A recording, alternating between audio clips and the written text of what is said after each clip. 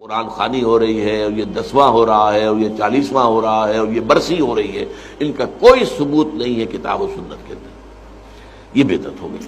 تو اسی طریقے سے بدعات ہیں۔ البتہ یہ ہے اب اسی طریقے سے ہمارے ہاں ایک نئی رسم چلی ہے، آپ یوم پیدائش منا رہے ہیں، سالگرہ کر رہے ہیں، یہ مغرب سے آئی ہوئی ہماری رسمیں ہیں، یہ کوئی صحابہ کرام سے حضور سے تو ثابت نہیں ہے۔ تو ان چیزوں کے اندر بچنا چاہیے ان سے۔ البتہ یہ ہے کہ ایک ہے کہ جو سائنس کی ڈیولپمنٹ سے ہیں، اب کوئی کہتے ہیں صاحب پھر آپ ریل گاڑی میں سفر کیوں کرتے ہیں، وہ تو صحابہ کے اور حضور کے، یہ سائنس کی ترقی سے جو چیزیں آئی ہیں یہ بالکل دوسری چیزیں ہیں، ان میں ثواب کا معاملہ نہیں ہے، یہ تو آپ کی ایک ضرورت ہے جو پوری ہو رہی ہے۔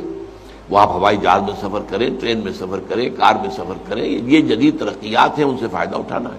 اور ان کو استعمال کرنا ہے، تو یہ اور بات ہے۔ لیکن دین میں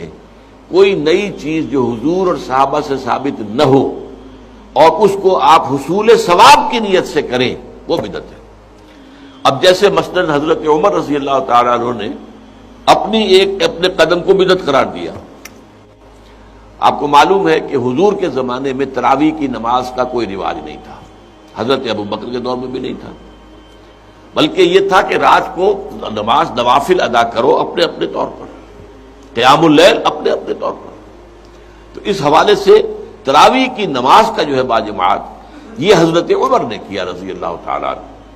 کہ ایک دفعہ آپ آئے اپنے دور خلافت میں، مسجد نبوی میں دیکھا کچھ لوگ ادھر کھڑے ہیں، کچھ ادھر کھڑے ہیں، کچھ ادھر کھڑے ہیں، کچھ ادھر کھڑے ہیں، اب ایک ایک جو حافظ ملا ہوا اس کے پیچھے قرآن سن رہے ہیں، پڑھ رہے ہیں۔ تو آپ نے کہا کیا یہ اچھا ہو ان سب کو ایک امام کے پیچھے جمع کر دیا جائے؟ اچھا کوئی اول شب میں پڑھ رہے ہیں، کوئی دیر میں پڑھ رہے ہیں۔ حضور نے 3 دفعہ جماعت کرائی اس رمضان کی رات میں، تو وہ تہجد کے وقت کرائی ہے،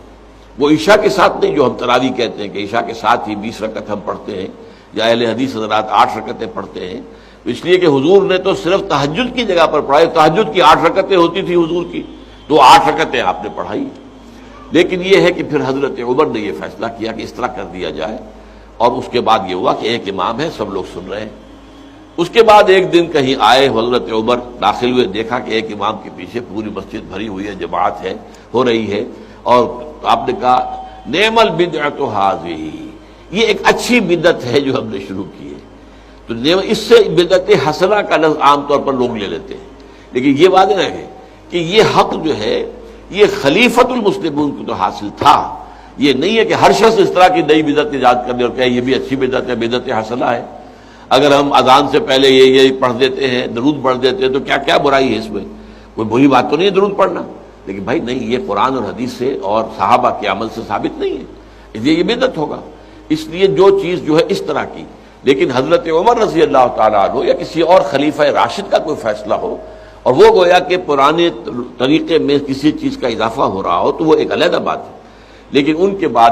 کیونکہ اس میں یہ ما انا علیہ و اصحابی، تو اصحاب حضرت عمر اصحاب میں سے ہیں، اور اصحاب ہی نہیں بلکہ آپ جو ہیں خلفائے اربعہ میں سے ہیں، خلیفہ ثانی ہیں، تو اس پہلو سے ان کی بات علیحدہ ہوگی۔